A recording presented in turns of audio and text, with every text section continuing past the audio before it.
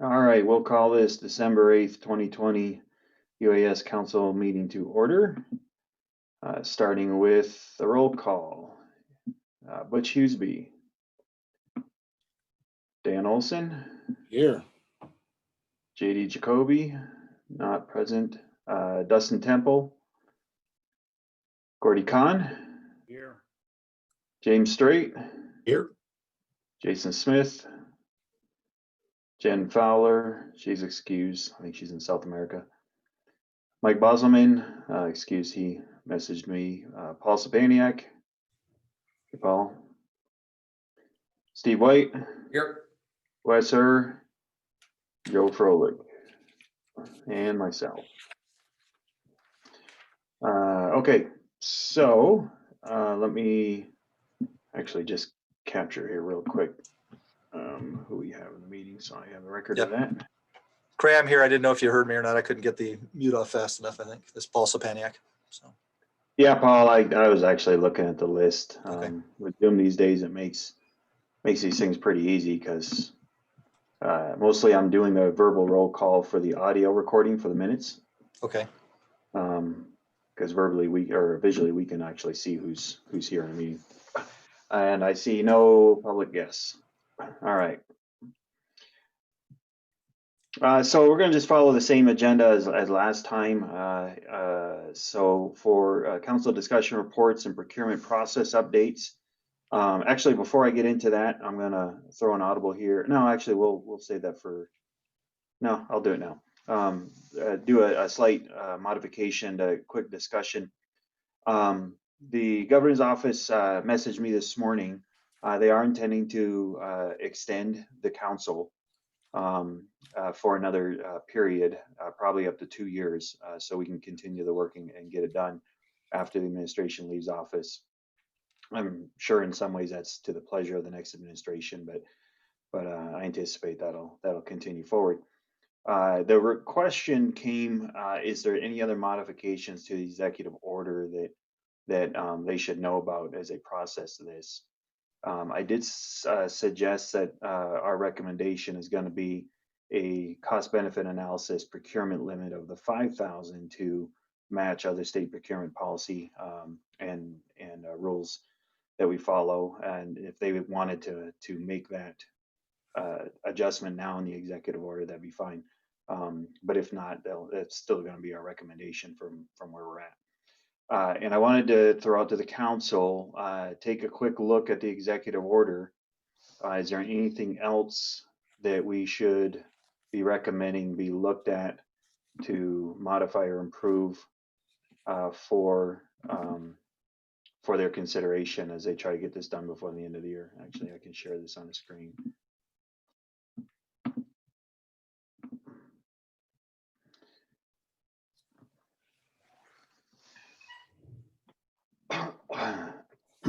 Purpose remains the same. The duties are pretty much going to be the same.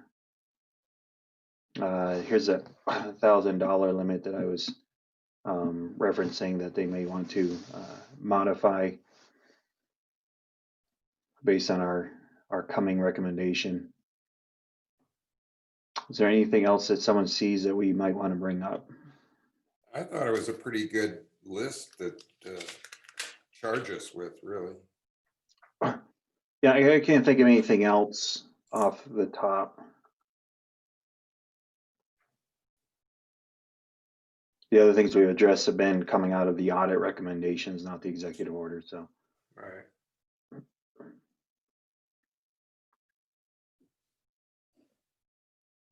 Okay. I'm not hearing anything else. If you have something, please get it to me by the end of today. I've actually mentioned this to the council, to some of the, I suppose some of the point people, not to GN40, but he's aware, because he's seen my resume, he's aware of my involvement on this. But I've made supportive comments to a lot of people that are kind of advisors to him as to the value of this council and what it's all about, just so that they don't think it's some sort of drone thing, that it was put in place by the legislature interim, and that ultimately the governor followed suit, and that it's a valuable thing, and it's really it is certainly nonpartisan. So Yeah, good. Yeah, and the appointments aren't part of the executive order, of course, just the Right. agencies and public representations. right, Because there'll be a few people that'll probably get swapped out, either because they'll be leaving their position or have left the state. So right. we'll address that. I'm at this point anticipating we'll be addressing that with the next administration at this point, because they're running out of time. Although if they decide to try to address that now, then they get to. All right, so moving back on with the agenda, if we're going to take a quick look again at procurement discussions, trying to get this wrapped up. Did not get it up to the governor's office as I had hoped I would around Thanksgiving.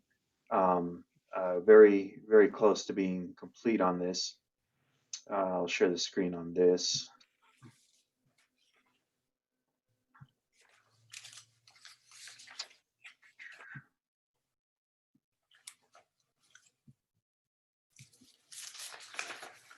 Okay, there you should be able to see that.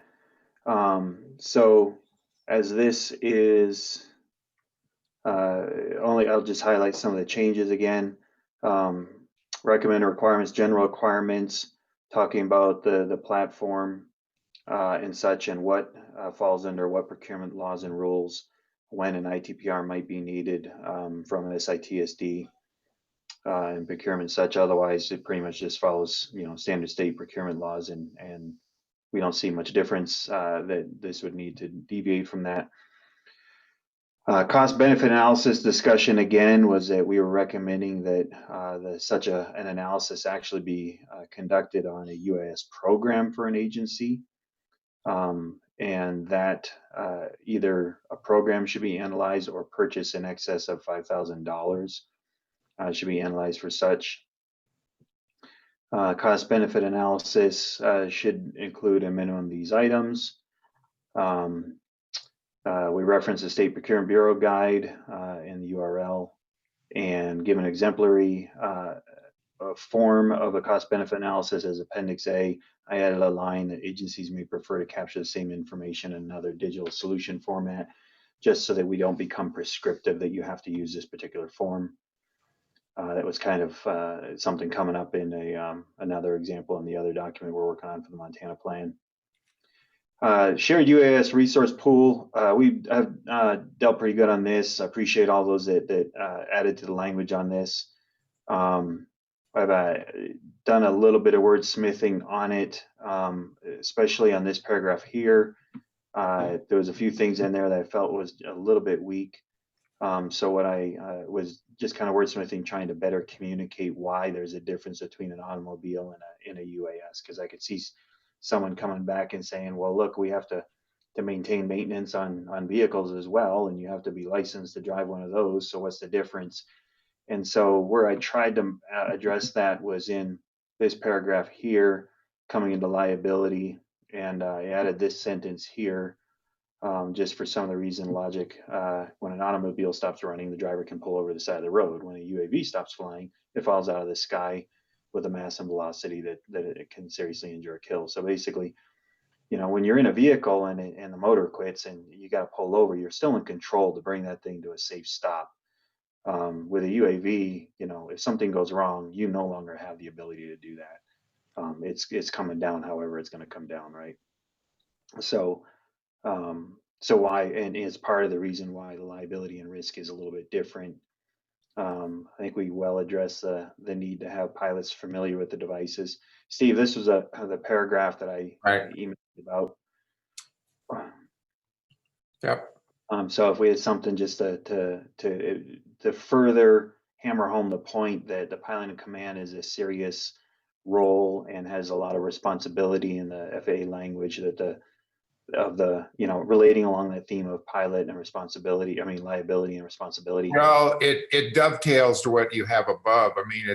That's exactly why the FAA, there's an issue of risk, but and insurance liability, et cetera. But that is exactly why the FAA has made those decisions on airspace for drones, and that you can't fly over people. I've always been a little nervous about even flying around people, because I've seen them. I've seen mine when nobody's around. You know, early days, I saw it go down at 45-degree angle, not 90-degree, and it would have taken out anybody within 100 feet from being under it. So, but that, again, that's why the FAA has those regs, and that's good. I'll work on that language down there to reiterate the importance of understanding that, you know, the FAA has regs, and that's why you adhere to those regs. Yeah, and I think that paragraph is really going to be key to our argument of why we don't think that shared pool is the same as a Right. regular vehicle model. So if you're able to do that, Yeah, no, I can do it. I haven't had time. I was hoping to get it done before today, but I got tied up with some other stuff. So yeah, I know how that is. I'll get it. And that's really the main thing I think left the document is missing, is just that paragraph. Do you want me to insert it into this document when I get something, or you want me just to email what I come up with, and then you can look at it before I bother editing this thing? Either way, it doesn't matter. I mean, this is a team site. You can insert it in there. Okay. Just let me know when you do, and Okay. and then what I figure I'll do is I'll just reread this section, these paragraphs, and make sure it ties in Okay. nicely and flows there. I actually moved the red language down to here from above the paragraph above, because I think it's going to fit better at this point. The discussion of liability just flowed nicely from the first paragraph, and I think that'll hammer it home. Right. And then we'll go into that. We've determined, and I stuck in the unanimous word right here actually. Okay. And then our recommendation that if the state or the administration still wants to go down this road, here's two things that we heavily recommend would happen to try to make that successful. Right. Basically, the pilot goes with the device, and a centralized office that actually has the authority, owns the equipment, and manages it all for everyone would be established. And then why we didn't think that was actually a feasible solution at this time. I think this paragraph's good. Recommendation that, you know, for limited resources, there's other ways to do this without a centralized office. You can, you know, procure external resources. You can do an MOU with another agency and just pay them to do your flight. You know, back to where the real value is on the cost benefit of the whole thing. And then a statement kind of pointing to what will come in the other document, that the real value is actually in the data, not in the sharing of the devices. I didn't pull out this line either, but we can consider that if we want.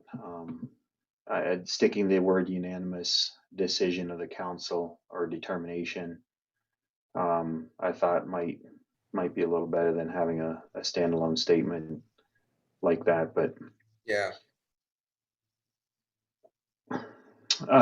State Procurement Bureau, this is just additional recommendations. I tweaked this a little bit. Actually, I'm not sure I finished today. These recommendations, no, I didn't finish doing this. I was in the middle of that when I get distracted. Recommendations should not exempt agencies from complying with state procurement requirements of the public contract provisions, defining code. I was thinking about adding a note there, something along at this time, and where my mind was going with it was that let's say that the feds, you know, really become adamant that they have no Chinese or originating device components flying for them. Should states be nervous about that? If the states follow suit, our procurement options may become severely limited. And it still can probably follow the state policies on procurement, but it may end up being that you really only have one method of procuring these things anymore. So yeah, all right, it's probably fine as is because I'm talking aloud, unless someone else has some other thought along the lines.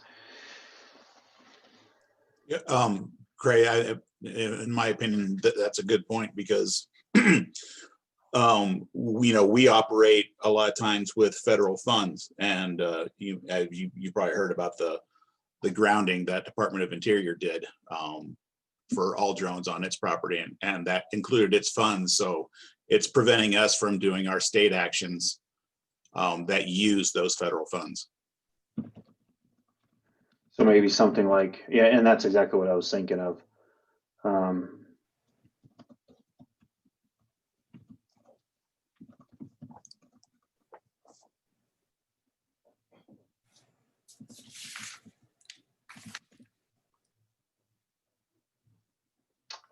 Something along those lines.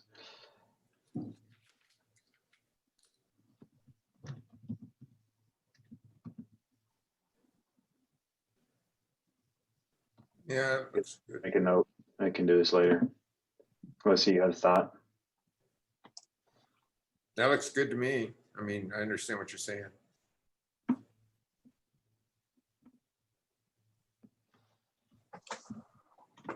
Well, I'll make a place mark note to finish that, but I won't necessarily take everybody's time on this today. And that, yep, there. And then definitions, we gave a few that were fairly significant to this document, and then reference the code for everything else.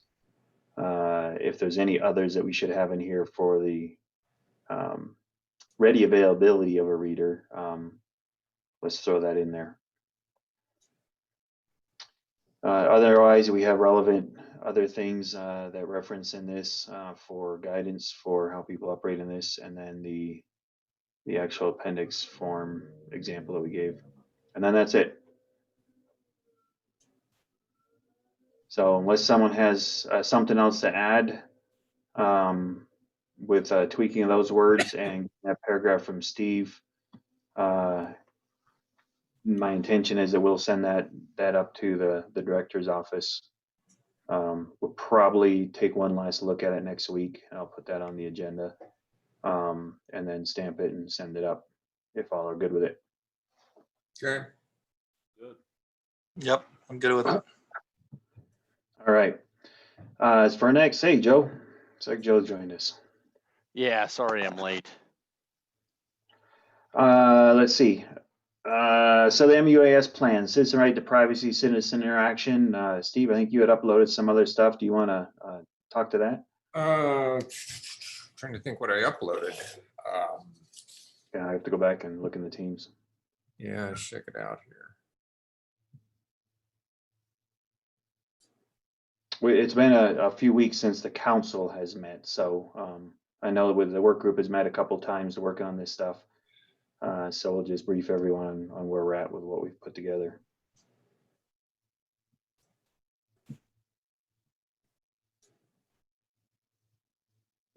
Well, I think I added the definitions, I think, and then I also added the transparency one, I think, and then Jennifer and I think we did the citizen interaction one. I think that's the only ones we worked with that I can see.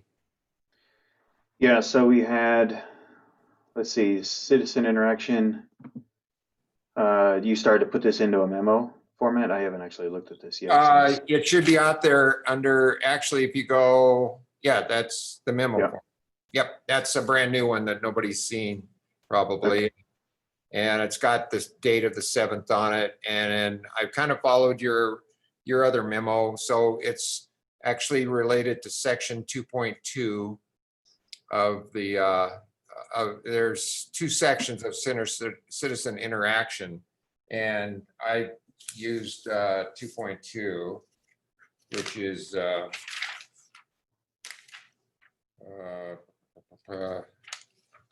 well, actually 2.1 is the centralized oversight, and citizen interaction is the 2.2. Right. And then I just tweaked the rest of it. I made some changes that Jennifer suggested, and also I think you had some changes in there too. And actually some of this up at the top up there is kind of, actually, if you go back and you look at your your memo on the oversight type of stuff, then there's just some typos that need to be fixed, some spaces put in after the colons and stuff. Okay, so so to keep everyone on the same page, I'll just flip over here. Yeah, So what we're looking at is section 2, developing the Montana UAS plan. We have section 2.1, how to best establish essential oversight and control. And then section 2 is citizen interaction. right. So what we're looking at today is this one here. Right. And So it what, goes A through D. yes. And so what we're talking about, the work group has been talking about is right now these are kind of being drafted as separate memos, which will probably be combined so that section 2. So what we're doing is we're going to give the governor our recommendation memo for procurement process for section 1 as a single memo. Then section 2 will probably develop the MUAS plan as a single memo, Right. following this format. And then section 3 will be its own memo as well. Yes. So then back over to the documents. So the what the section 2.2 is what we were just looking at, the citizen Right interaction there, yeah. memo. Right. There's an A, B, C, and D in that. So if you combine these memos, what you're going to have to do is, if you look down here, you got like requirements and you got A. Well, that's A of 2.2.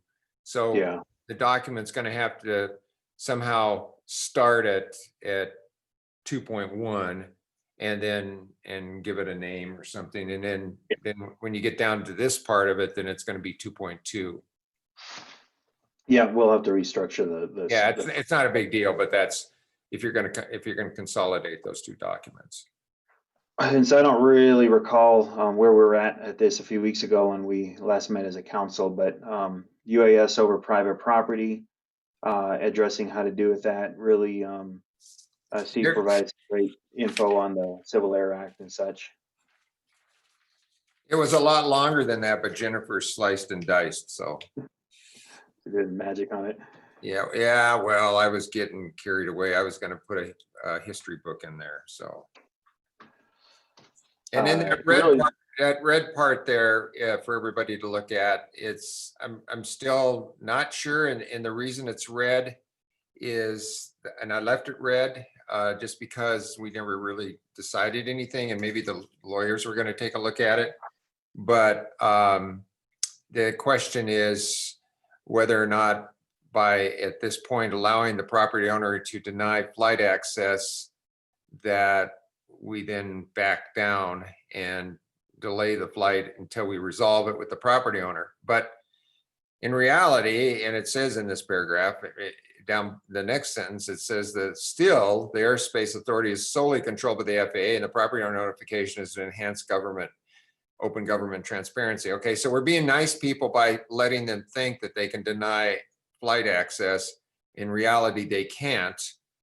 And so the question is, by letting them to deny access, are we setting up a situation where there's some precedent that could backfire on us? And really, you know, the FAA might not even like the fact that we're letting the property owners deny flight access.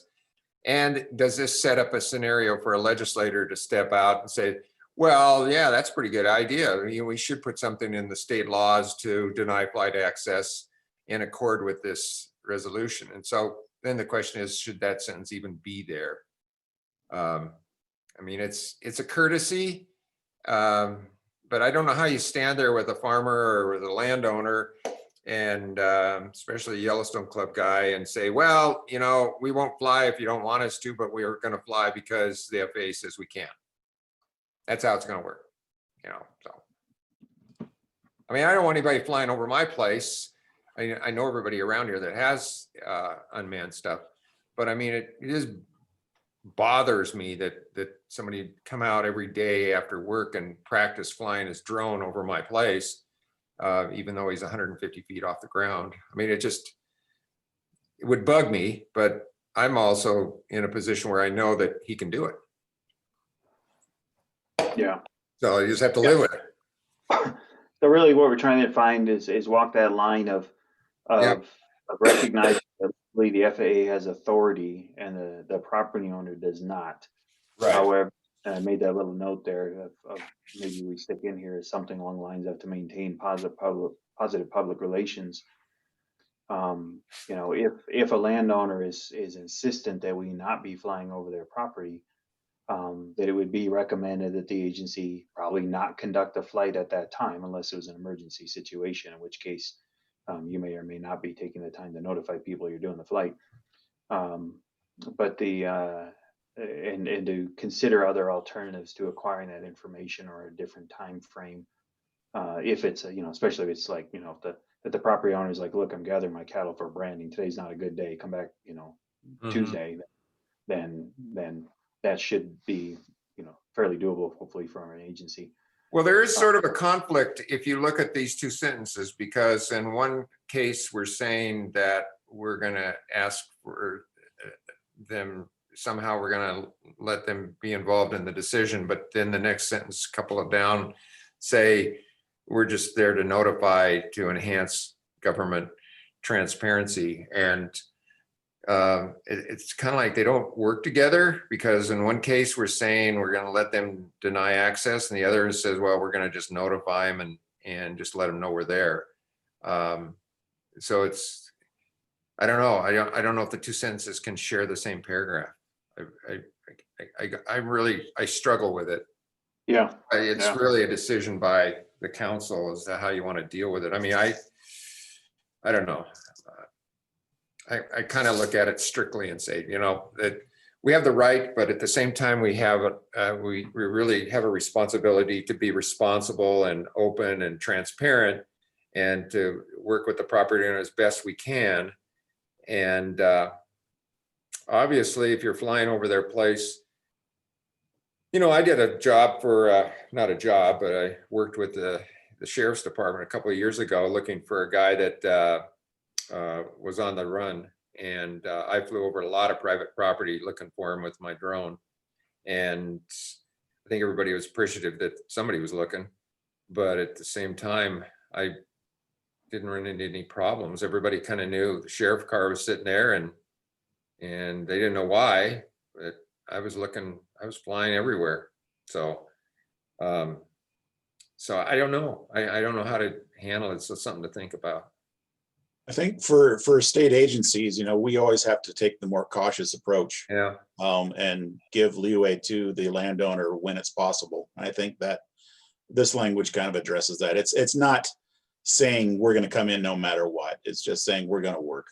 Right. Well, and down, like you know, that's good. And down below it says, but still, the Airspace Authority is solely controlled by the FAA, and the notification is there to enhance open. So I don't know, maybe at the beginning it says, you know, this is, we're going to listen to the landowner's objections, and then, but if it's an emergency, we're going to proceed.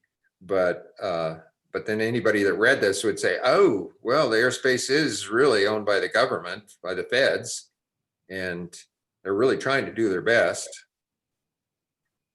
Yeah, and maybe we, you know, I think wordsmithing is probably desired here, and if anybody has an idea on how they think it should read, please jump in and work on that.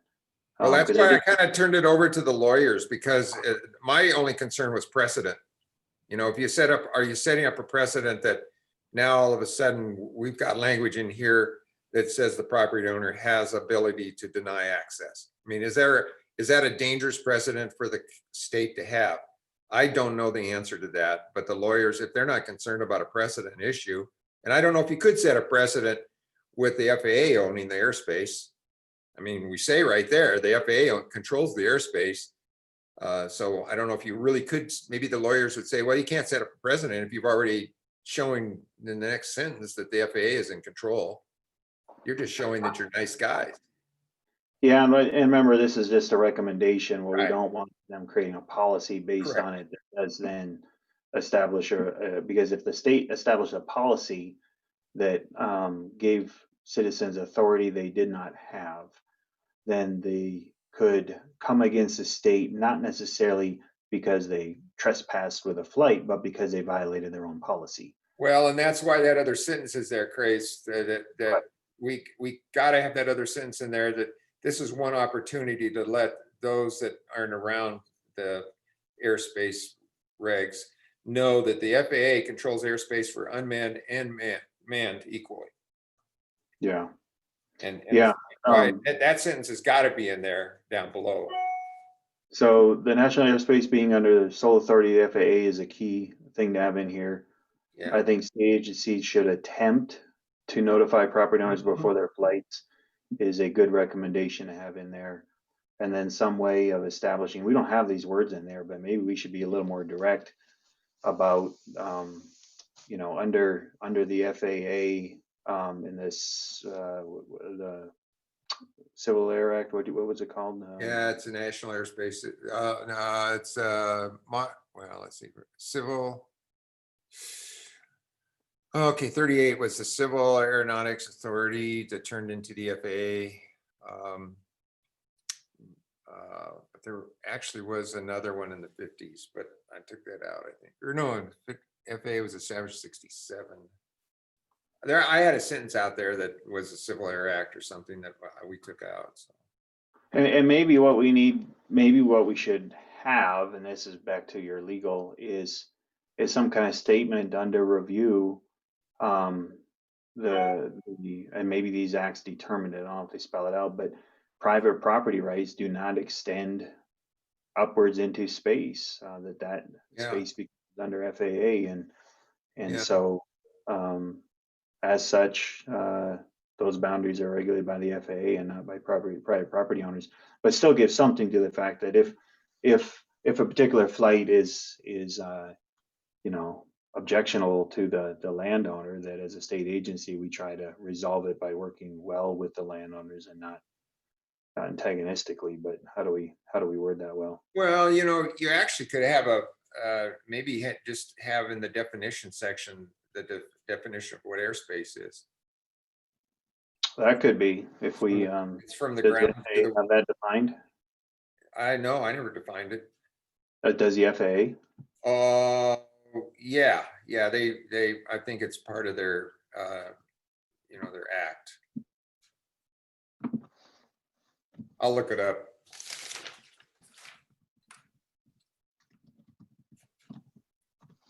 This is Paul. I agree. I like the transparency aspect of it, but I keep thinking that we just need to be able to say something along the lines that a reasonable accommodation would be attempted to be made with a property owner. However, if that a reasonable accommodation can't be agreed upon, we will revert to FAA direction that airspace is under their sole control, something along those lines. Yeah, I like that. That kind of gives us the out. You know, we're attempting to do and properly accommodate them, but at the end of the day, the needs of the state may take precedent over the property owners, but we're trying. Yeah. Well, that was the problem the legislature had a session or two ago, was that they were assuming that if you flew over somebody's property that you needed an easement, a written easement before you did it. And I explained until I was blue that says you don't have the right to ask for an easement, because then if you did, you'd be contacting United and Delta and Northwest and all the rest of the airliners that they need an easement to fly over your place on a scheduled flight. It ain't gonna work. So Well, maybe the way to word this, because as I was thinking about it here, what it will end up happening is, okay, so maybe the way to word it is that as such, there is no grounds for trespassing by flying over property based on the Civil Air Act and such.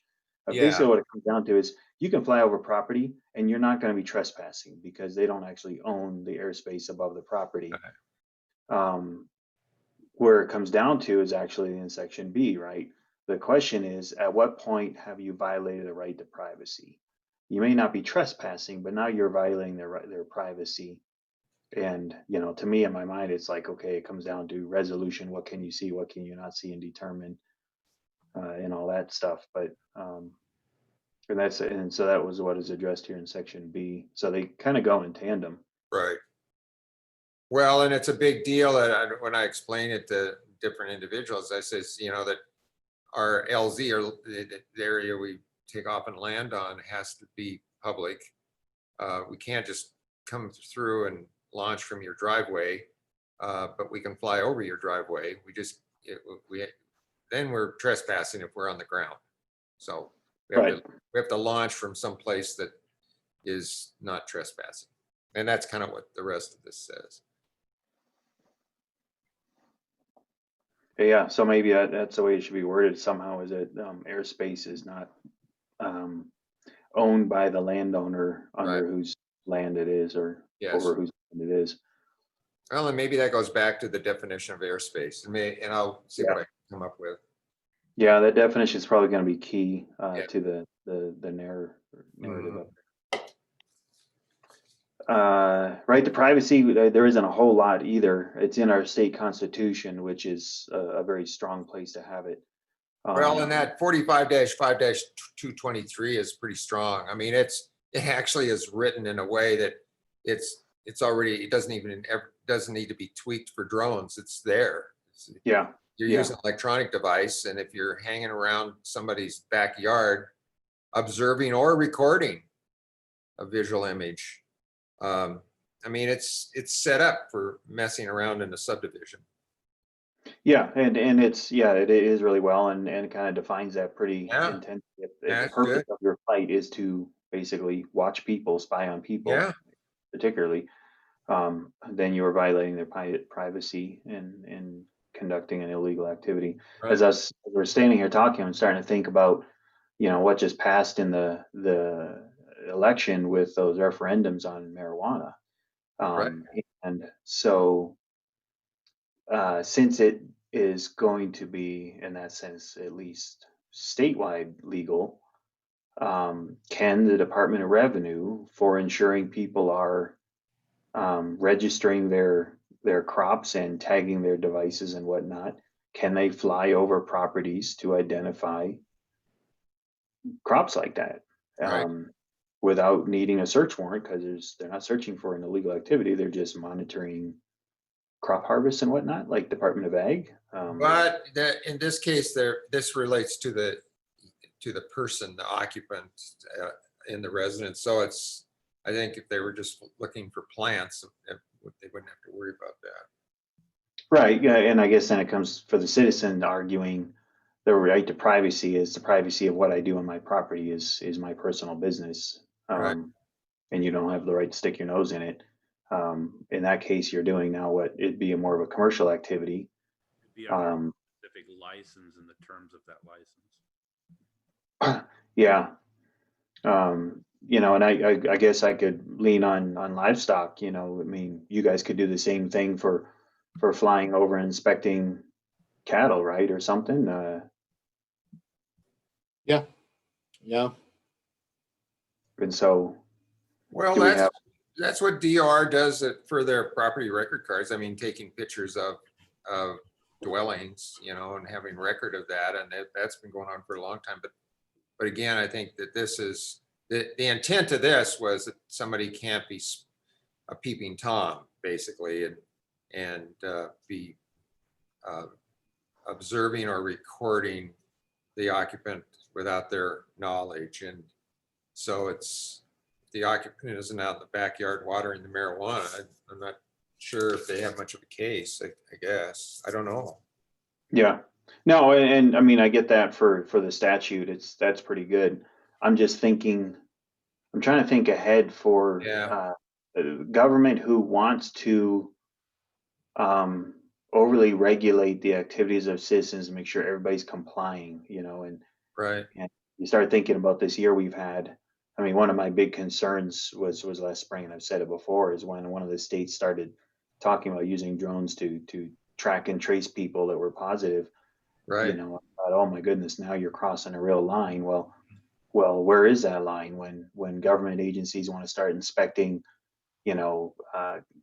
cattle numbers from on property or for making sure you're paying your taxes and what you've done with your property for property values, for what you're growing and crop types, you know, as multispectral imagery gets better and they can start identifying crop types and maybe even densities and estimating yields to make sure you're paying your full share. It's, you know, how much oversight does government have on that versus the and should they have to do these things to enforce all these things on the citizenry in this manner, and where does this, you know, take us with this? I'm very sensitive to those concerns.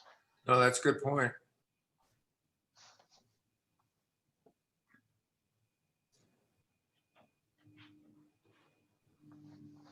And what should be the state's policy on how to use that stuff. And that's why we want to have so much transparency in the public interaction in these things, because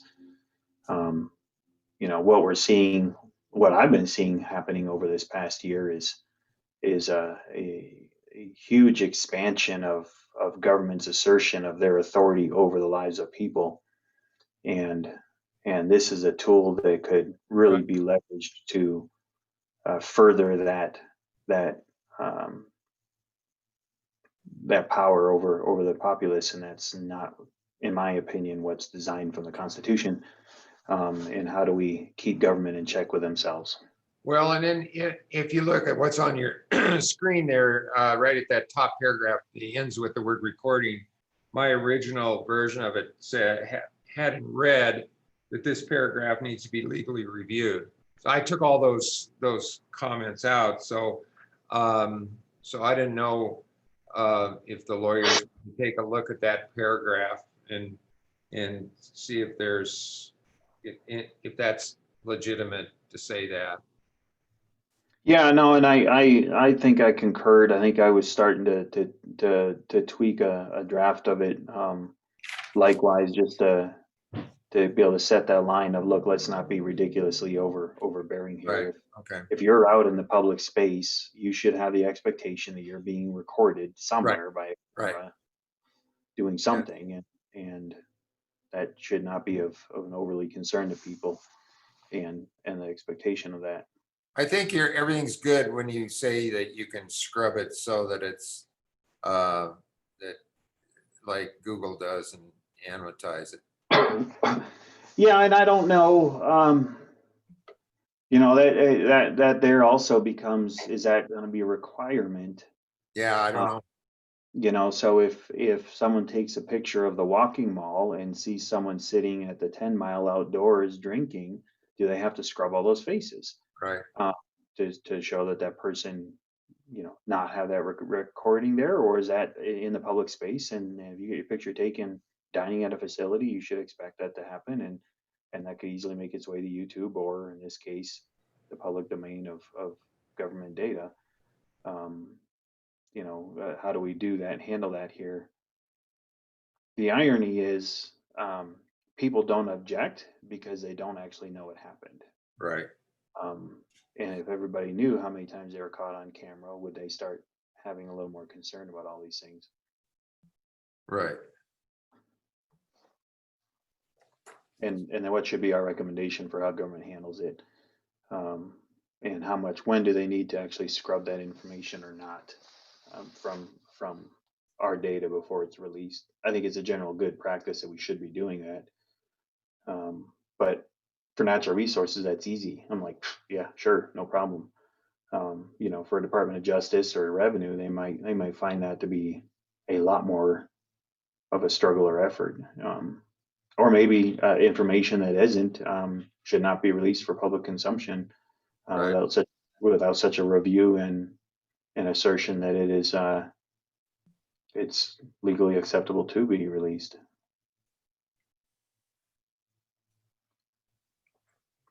Yep. That's right. Okay.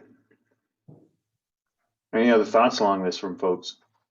I did talk to the legal, one of my lawyers here for revenue. I'll be sending some input once I get it, but his general concern was on the privacy concerns section. He thought we were getting too specific and needed to stay general. So he's going to provide me some input and I'll get it out to you. he put a lot of thought into it, and another point of view, I guess. So I'll get that to you as soon as I can. Okay, Gordy, your mic comes in and out there. But yeah, if we could get that legal person's comments there on that section, that'd be really helpful. Well, and then there's, This is Joe Froelich. I'm sorry. I've done the same with Don Harris, and he'll have a response back shortly as well. Super, super. Yeah, that'd be really helpful. and also too, for everybody, that paragraph C there that's on the screen, I also had a red note on that I took out that says the paragraph needs to be legally reviewed. And so that was for distributing the acquired image data. So if you're going to have the lawyers look at it, that they could focus their attention on C as well. Yeah, and you know, C and D, to me, those are pretty simple, generic, and no brainers. I'm not too worried about the legal review on those. Okay. Because we have to have some means of, especially under Montana, because pretty much all data here in the state of Montana is public domain, except for Yeah. when there's a need to in the name of protecting the public, we have to protect that information. So to have a recommendation that there's a mechanism by which people can request acquired data that's fine. It's more of, yeah, an agency, if they need to deny that request for some reason, is going to have good justification of why they can't release that information. You know, if yeah, Department of Justice, I think, probably already has this worked out. You know, so if someone came in and they're trying to spy on a spouse that they're got a restraining order from or something, that no, they can't get a copy of the data for those purposes. How do they vet that and figure that out? I think they probably already have that in place, but the kind of thing that an agency may need to think about on the release of information, or at least only releasing it once it has been scrubbed. Mm-hmm. I have a feeling we'll try to only get the information we need and scrub it before we even save it. I mean, I don't know how that process is going to work exactly, but if all we want is be able to tell the sizes and structures of buildings, and we don't want anything else, if we can scrub it, we won't even be available, hopefully. Well, I think that's the ideal, Gordy, is then the government doesn't have, they're not holding something that they would wish they weren't holding. Is that they do that, they scrub it, the final product becomes the official quote unquote record that they would retain and disseminate if a request was needed and warranted, and that the other data, the interim data, does not become retained. And as I've explained, you know, or said elsewhere, you know, that's kind of important to me, just for the sake of agencies not having to store terabytes and terabytes and terabytes of interim data sets. You know, that's just overburdening to an organization, I think. Just keep the final product and not the interim data.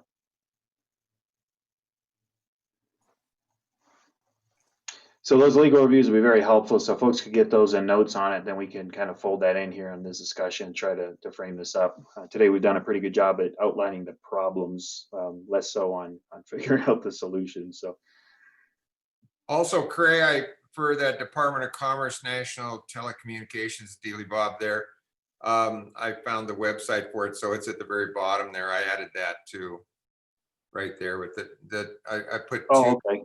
I put two asterisks there just. Excellent. Yeah, thanks. That's right. I think I'd asked where that was. Yeah. So okay, good enough. Any other comments on this for the moment?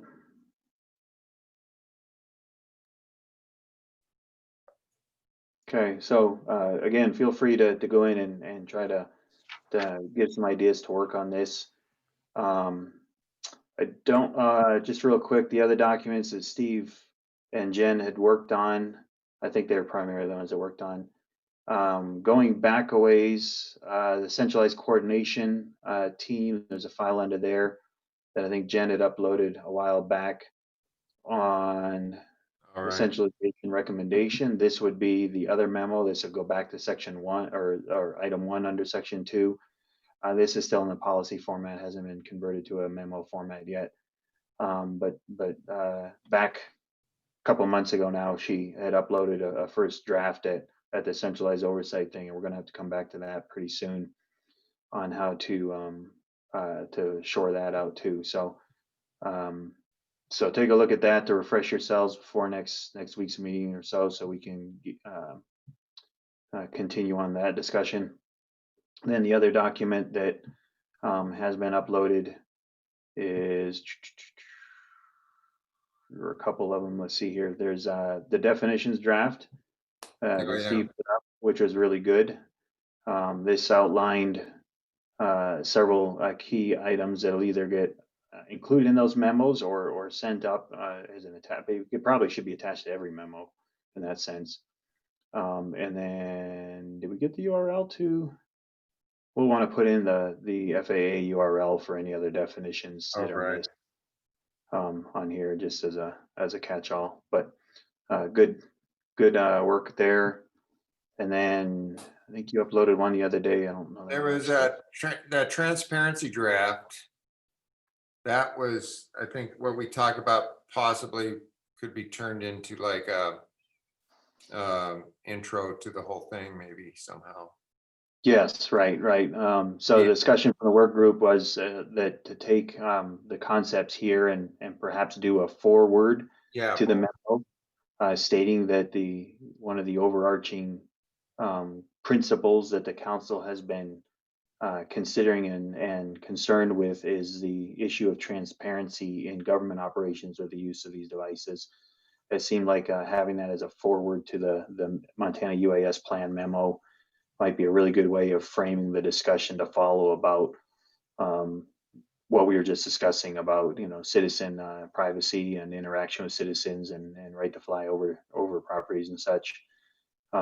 They're really what we're trying to do is make sure government always stays transparent in how they're using these devices. So I believe those are the new documents that are up there for folks to make sure they're staying abreast of, and we're going to try to fold those into the memo. So appreciate people's input and work on that and the legal review that folks get. We're coming to the end of our hour here, so I'll just go here. Council discussion. Are there any other recommendations for the next meeting? Now I'll work on it. I'll find the airspace definition stuff and then work on that new paragraph that we talked about, and then do a little bit more work on the FAA Earl locations and stuff for maybe the definition section, maybe. Okay, thanks, Steve. I would like to try to shoot to have a final draft of the procurement piece for next week to have the council put it on so we can send up on the agenda, so we do get something up in the month here of December. Any other items for discussion?